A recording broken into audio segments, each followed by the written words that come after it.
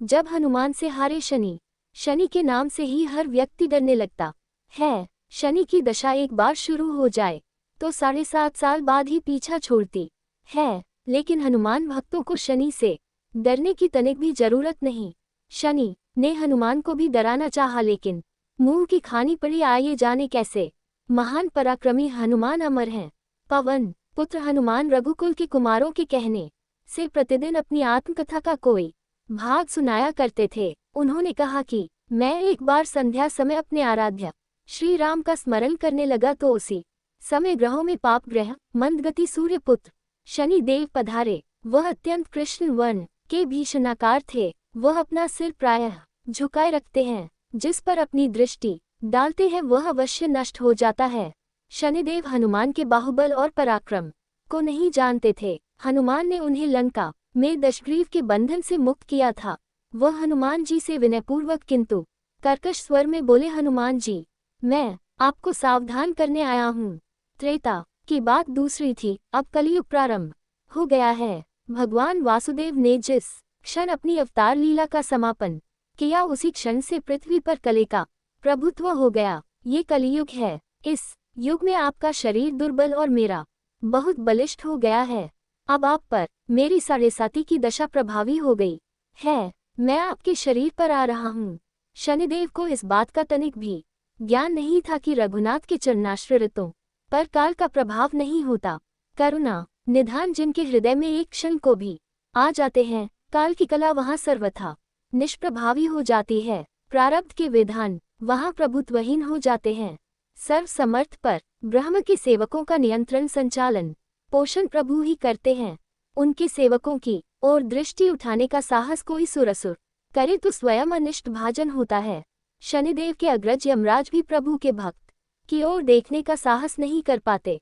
हनुमान जी ने शनिदेव को समझाने का प्रयत्न किया, आप कहीं अन्यत्र जाएं।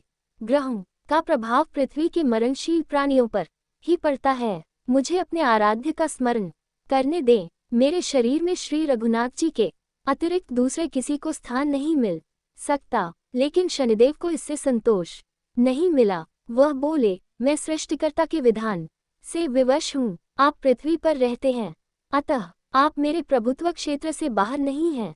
पूरे 22.5 वर्ष व्यतीत होने पर 7.5 वर्ष के अंतर से 2.5 वर्ष के लिए मेरा प्रभाव प्राणी पर पड़ता है, किंतु ये गौण प्रभाव है। आप पर मेरी 7.5 आज इसी समय से प्रभावी हो रही हो। मैं आपके शरीर पर आ रहा हूँ, इसे आप टाल नहीं सकते। फिर हनुमान जी कहते हैं, जब आपको आना ही है तो आइए। अच्छा होता कि आप मुझ वृद्ध को छोड़ ही देते। फिर शनिदेव कहते हैं, कलयुग में पृथ्वी पर देवता या उपदेवता किसी को नहीं रहना चाहिए। सबको अपना आवास सूक्ष्म लोकों में रखना चाहिए। जो पृथ्वी पर रहेगा वह कलयुग के प्रभाव में रहेगा और उसे मेरी पीड़ा भोगनी पड़ेगी। और ग्रहों में मुझे अपने अग्रज यम का कार्य मिला है। मैं मुख्य मारक ग्रह हूँ और मृत्यु के सबसे निकट वृद्ध होते हैं, अतः मैं वृद्धों को कैसे छोड़ सकता हूँ। हनुमान जी पूछते हैं, आप मेरे शरीर पर कहाँ बैठने आ रहे हैं। शनिदेव गर्व से कहते हैं, प्राणी के सिर पर। मैं 2.5 वर्ष प्राणी के सिर पर रहकर उसकी बुद्धि विचलित बनाए रखता हूँ।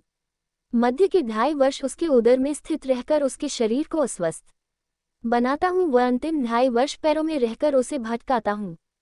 फिर शनिदेव हनुमान जी के मस्तक पर आ बैठे तो हनुमान जी के सिर पर खाज हुई।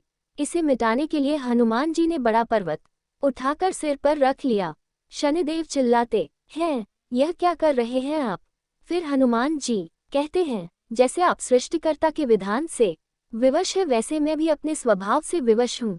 मेरे मस्तक पर खाज मिटाने की यही उपचार पद्धति है और आप अपना कार्य करें और मैं अपना कार्य। ऐसा कहते ही हनुमान जी ने दूसरा पर्वत उठाकर सिर पर रख लिया।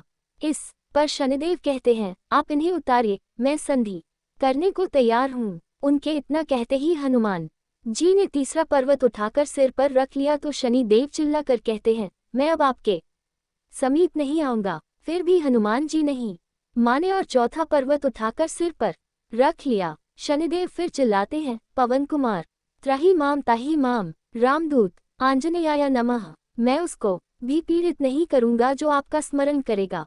मुझे उतर जाने का अवसर दें।